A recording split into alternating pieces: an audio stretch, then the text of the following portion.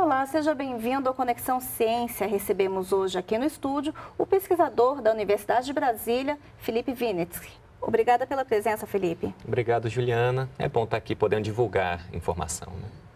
Uma atividade inédita foi identificada numa proteína do café. A substância tem efeito analgésico similar ao da morfina. O pesquisador Felipe Vinitsky, do Departamento de Biologia Molecular da UNB, realizou estudos que chegaram a essa descoberta. Quais as utilidades que a substância poderá ter? Vamos saber tudo em instantes. O Conexão Ciência está no ar.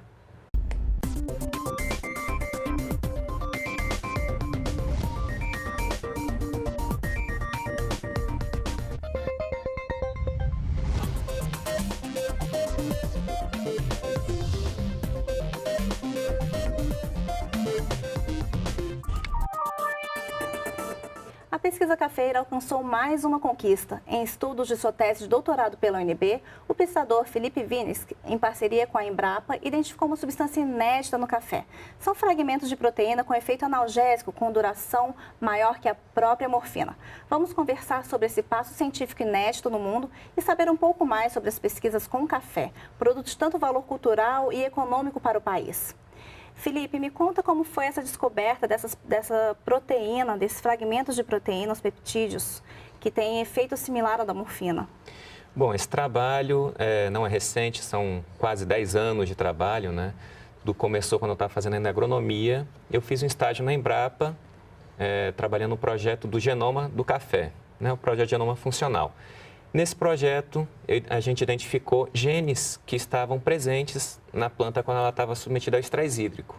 Então, eles apareciam mais na planta estressada do que na planta em condições normais.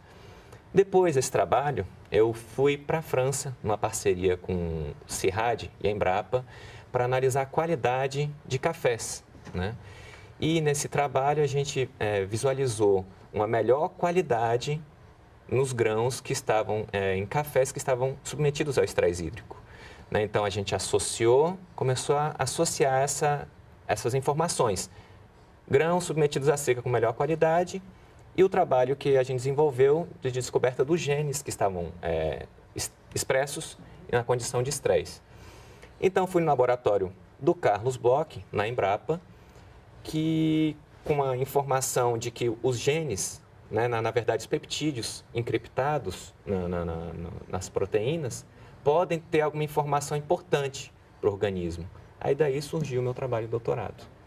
Então, vocês identificaram uma proteína e você falou um nome difícil, proteína encriptada? Na verdade, são os peptídeos, né, que estão encriptados dentro da proteína. Porque os peptídeos são fragmentos, são regiões dentro da proteína, né, e estavam lá encriptados. Às vezes o organismo não consegue extrair aquela informação da proteína, mas nesse caso a gente conseguiu extrair também essa informação que estava contida, né, na proteína no café. Vocês tiveram um indício que esse fragmento teria uma informação importante. O que vocês fizeram a partir daí?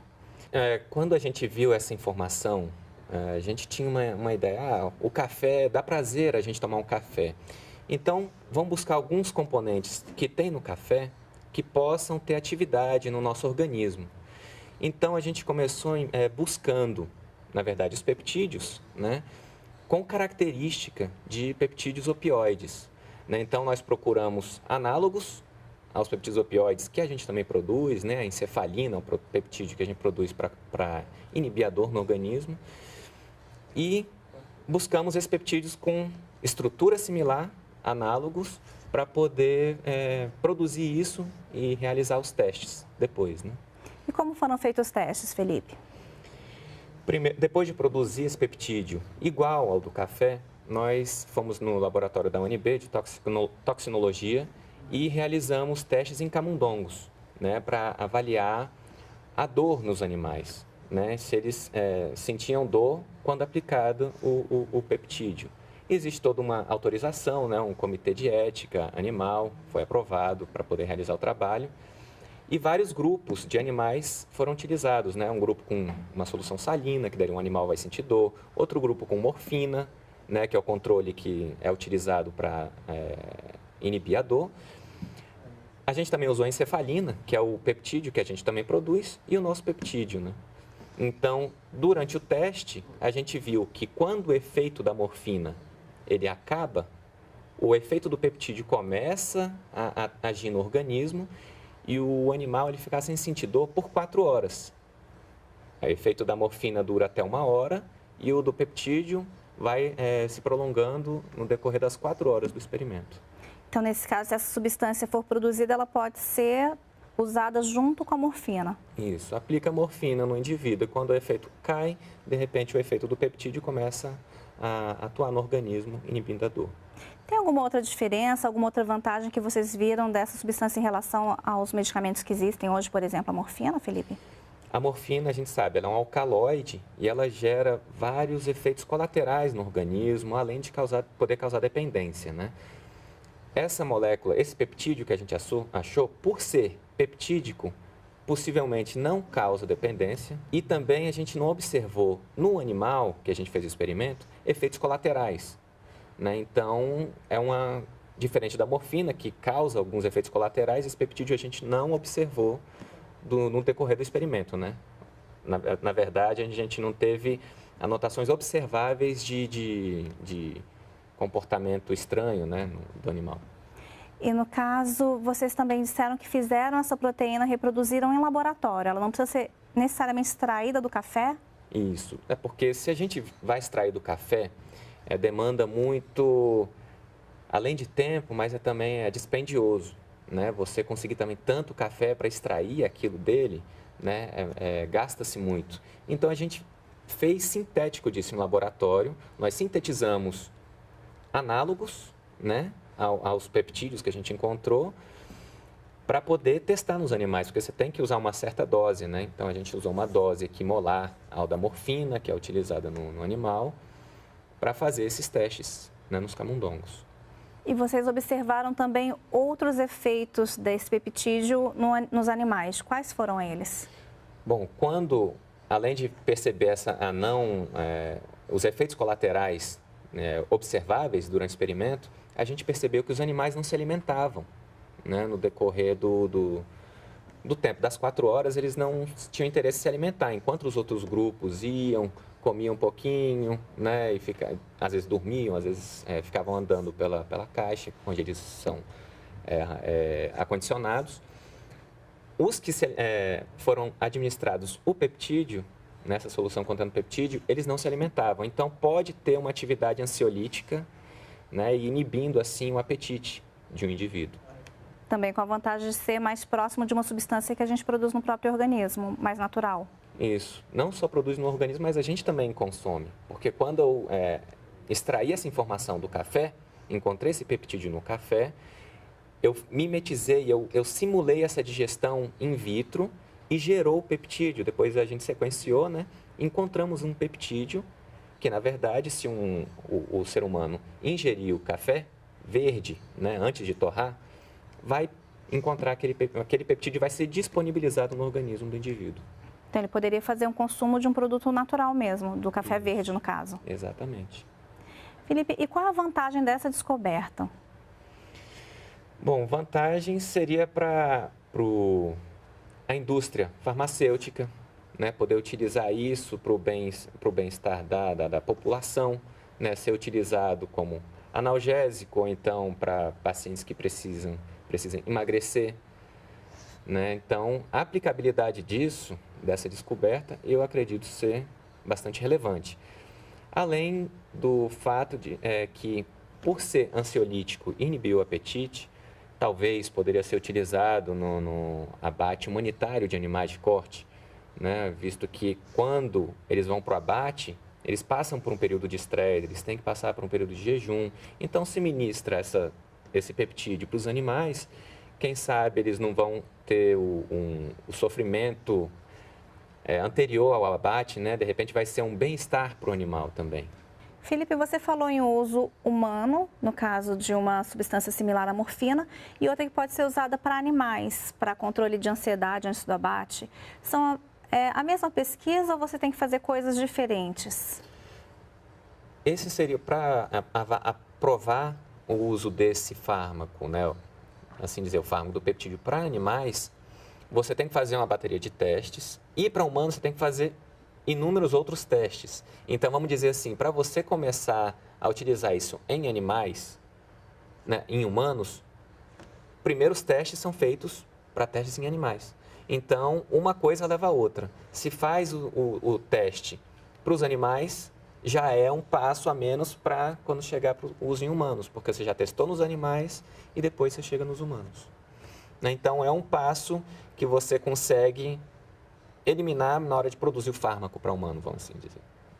E no caso, vocês estão com um pedido de proteção intelectual dessa substância, né? Mas novas pesquisas terão que ser feitas antes que ele chegue ao mercado. Isso. A gente protegeu essa, porque é uma ideia, né, que surgiu. A gente pediu a proteção, né? Então, o teste de caracterização do peptídeo para saber o efeito dele, a gente já tem, mas precisam ser feitos ainda testes como dose a ser utilizada nas diferentes aplicações que podem ter o peptídeo, né? Além da dose, também toxicidade, mesmo que a gente não observou o efeito colateral nos animais, mas é preciso ser feito um teste de toxicidade em animais, né? Para então, de repente, poder ser utilizado em humanos. Isso teria que envolver outras áreas de pesquisa, outras áreas do conhecimento. Isso precisaria, na verdade, de parcerias, né? Parcerias porque esse trabalho, a Embrapa não poderia realizar teste em animais, né? Então, como eu estou terminando doutorado na UNB, eu tive essa parceria com a UNB, no laboratório, para fazer o teste, né? E agora precisamos de mais testes para, então, poder tornar vamos dizer assim, esse produto, esse fármaco, né, disponível para as pessoas. Inclusive, outro teste também é saber a via de administração do peptídeo, se vai ser via drágea ou encapsulado, ou se vai ter que ser injetável, né? Então, tem vários testes e pesquisa também que precisa ser feito para poder tornar esse fármaco disponível para a população, né? Felipe, já existia algum conhecimento científico prévio que ajudou vocês nessa descoberta? Sim, né? Além do fato de ter utilizado o genoma funcional para buscar esse peptídeo, né? O laboratório de espectrometria de massa na Embrapa, do Carlos Bloch, ele já tem uma linha de pesquisa que busca esses peptídeos que estão encriptados, né? Essa informação que está contida no organismo do indivíduo, seja planta, seja animal, né? Então, a informação está lá e precisa ser retirada. Então, se não fosse essa ideologia que já é utilizada no laboratório, provavelmente, a gente não encontraria essa informação contida no café. Felipe, essa substância com efeito analgésico, ela já foi encontrada em outras plantas? Existe indício de que ela pode ser encontrada em outras fontes? Essa é uma questão relevante. Igual, não tem. Bom, que a gente tem encontrado nas sequências que existem hoje disponíveis nos bancos de dados, a gente, quando procura por essa sequência, né, que a gente encontrou na proteína do café, não existe nada igual. Mas, como eu disse, existem análogos estruturais, né? A gente produz um análogo estrutural, mas idêntico em outras espécies, até hoje não foi encontrado. Então, a gente pode dizer que é um resultado inédito no Brasil e no mundo. Sim. Sim. E de grande importância para a área médica, provavelmente farmacêutica. É essa área que a gente pretende atender. Isso, até porque tem são muitas pesquisas feitas com café, né, para pacientes que tomam café, que não tomam, mas muitas vezes não se sabe o que tem dentro do café que cause algum benefício para o paciente, né, para o indivíduo. Então, identificar esse peptídeo, acho que foi um passo para começar a identificar outros peptídeos ou outras moléculas que estejam presentes também no café ou em qualquer outro alimento, né, por assim dizer. Felipe, essas substâncias que vocês identificaram, elas têm um efeito analgésico e ansiolítico, ou seja, são para acalmar a pessoa, né? E a gente sabe que o café tem um efeito excitante. Como que pode a mesma bebida ter essas diferentes substâncias? Bom, a cafeína depende dos compostos que estão presentes nela, né? Então, você tem a cafeína que vai te deixar eufórico, né? Que vai te estimular, é estimulante. E esse peptídeo, de repente, vai atuar no sistema nervoso central, fazendo com que você tenha prazer em tomar um café, né? Um café de qualidade, quem não gosta, né? Não aprecia um cafezinho de boa qualidade. Então, tem algumas substâncias. A cafeína é estimulante E esse peptídeo pode atuar em outras vias do sistema, do nosso organismo, né? A sua pesquisa é na área de melhoramento genético do café, Felipe?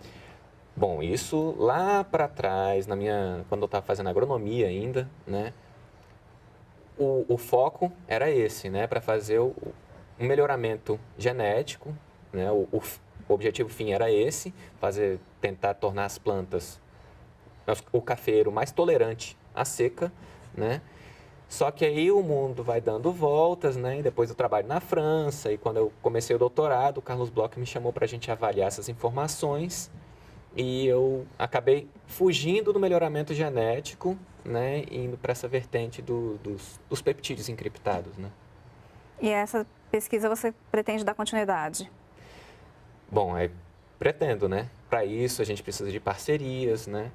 O passo inicial foi dado, a caracterização já foi feita, mas a parceria para realizar os outros testes seria bem interessante, né? Poder continuar, né? E do começo ao fim do trabalho, né? E gerar algum produto, né? Que faça bem, né? Para o próximo, né? Para a população em geral.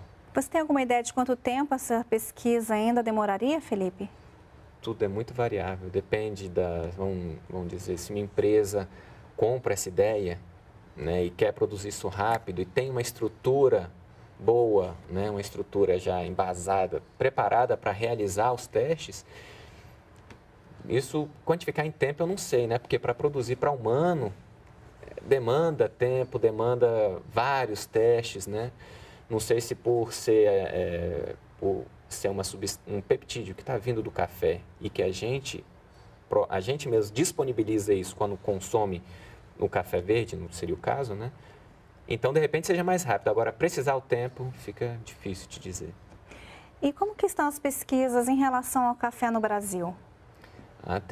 Tem o consórcio de pesquisa do café do Brasil, né? A Embrapa Café, tem o Incapé, tem lá em Londrina também. Pessoal, tem várias instituições trabalhando em cima disso, né? Pesquisa de melhoramento de qualidade, né? Tem para a própria tolerância à seca, resistência ao bicho mineiro, né? Então, a pesquisa de no café, ela é bem difundida no Brasil, está bem, acho, imponente, né? Aqui no Brasil. Tanto é que existe um simpósio de pesquisa dos cafés do Brasil, que reúne todas as pesquisas que são feitas com o café, né? Então, acho que a pesquisa vai bem, né? Os investimentos, às vezes, o pesquisador tem que driblar alguma coisa, mas está indo bem, sim. E na questão do cenário internacional, como que a gente se coloca nesse cenário mais amplo? Bom, a pesquisa, para você ver, esse trabalho que a gente fez é inédito, né? Então, falar que o Brasil não faz pesquisa de ponta, eu acho isso um pouco não querer está se diminuindo, né? Porque o Brasil tem condições, né? Só que eu acho que o Brasil precisa ter mais gente que, vamos dizer, pensadores, né? Tem muita gente que executa as técnicas, mas esquece de pensar o que aquilo ali vai gerar, da onde aquilo veio, né? Então, a pesquisa no Brasil é muito boa, só que eu acho que falta o ensino, ensinar as pessoas a pensarem mais. Não executar, como fazer determinada tarefa, como executar algum processo, mas ver de onde aquilo vem, para onde aquilo vai.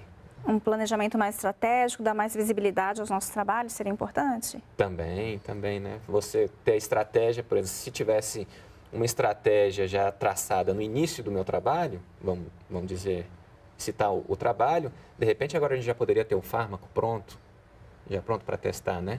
Mas estratégia também depende das parcerias, né? Então, isso tudo é uma questão bem difícil de ser tratada, né? Eu acho. Você falou que nós temos várias pesquisas na área de café, né? Com café. Você acha que isso é porque é um importante produto para a economia do Brasil? Isso interfere diretamente nos investimentos em pesquisa? Totalmente. O café é o segundo maior commodity do mundo, né? Ele só perde para o petróleo. Então, não só o cafezinho, mas toda a indústria que envolve o café, desde o maquinário, as cafeterias, a plantação, né, todo o investimento que tem em vários setores do círculo do café, né, dessa comercialização do café é muito grande. Então, se você tem mais investimento, você consegue gerar um melhor produto, né, para o consumidor final. Felipe, na sua opinião, quais pesquisas ainda precisam ser melhoradas, trabalhadas, precisa de investimento para que chegue ao consumidor uma bebida melhor, um grão de melhor qualidade? Bom, isso tudo já tem muita coisa sendo feita, mas quando você pensa na qualidade, né, você viu, eu identifiquei que na seca o café tem uma melhor qualidade, né, mas também gera menos produtividade. Um cafeiro que está submetido à seca, ele tem menos produtividade, né? Então, para ter qualidade, além do grão estar bem formado, mas você também precisa ter uma florada homogênea do café, né? Isso já tem pesquisa também sendo feita, que você irriga o café depois de uma seca e o café floresce todo, né? Então, evitar que o café floresça mais vezes para você ter uniformidade dos grãos e ter uma melhor qualidade de bebida, para você não colher grãos verdes, né, que interfere também na qualidade. Mas já tem muita pesquisa também sendo feita nessa vertente, né? Você acredita que a tecnologia gerada chega até o produtor? Ele adota essa tecnologia e tem condições de melhorar a nossa produção? Acredito que sim, né? Eu estava vendo outro dia numa reportagem lá da UFLA, né? Universidade Federal de Lavras, que eles trabalham, tem bastante pesquisa, né, voltada para o café. Eles usam até um gel durante a seca para que o café não morra sem água, né? Você não perca a plantação pela falta de água. Então, eles produziram um gel que faz com que você aplique na terra e o café aguente por mais tempo. Nesse período que a gente está tendo a questão hídrica sempre, né, levantada, sim, essa é uma tecnologia bastante importante, né? Pois é. E no caso, Felipe, voltando à sua pesquisa, agora vocês estão dependendo do registro de propriedade intelectual. Isso ainda leva algum tempo? Bom, geralmente, quando você faz o pedido, né, para o INPE, demora cerca de 8 anos. É bastante moroso esse processo, né? Demora um pouco, mas isso também precisa ser feito, não sei, é interesse da Embrapa ou não é, da UNB, fazer esse pedido de patente lá fora, né? Fazer o pedido nos Estados Unidos ou na Europa, China, né? Ver a viabilidade de fazer esse pedido para fora, porque como está depositado aqui e o processo é moroso, né, lento, então, de repente, lá fora eles vão começar a produzir isso e a gente vai ficar para trás. Mas vocês podem fazer os testes enquanto está com esse pedido de patente? Pode. Inclusive, eu não sei, não me lembro como é que é direito, mas fazendo os testes, a gente ainda pode incorporar esses testes no pedido de patente. Ele ainda pode entrar como um adendo no pedido, né? Os testes são os próximos passos para vocês poderem chegar ao fármaco, seria isso? Seria, exato. E depois disso? Aí produzir, né, e começar também a ver não outras aplicações, né, mas procurar outras moléculas, outros peptídeos encriptados, né, não só em café, mas talvez em alguma outra espécie, ou planta, ou até em animal, né? Ok. Muito obrigada, Felipe, pela sua participação com a gente hoje. Muito obrigado por poder divulgar isso, né? É sempre importante divulgar, né? Não manter isso guardado sob 7 chaves, né? É muito legal poder divulgar isso para todos. Com certeza. E o Conexão Ciência termina aqui. Você pode conferir na página da IBC na internet os dias e horários da CEPRIS. Ou, se preferir, na página da Embrapa. Assista ao programa também no canal da NBR no YouTube. Obrigada pela companhia. Nos vemos na próxima semana.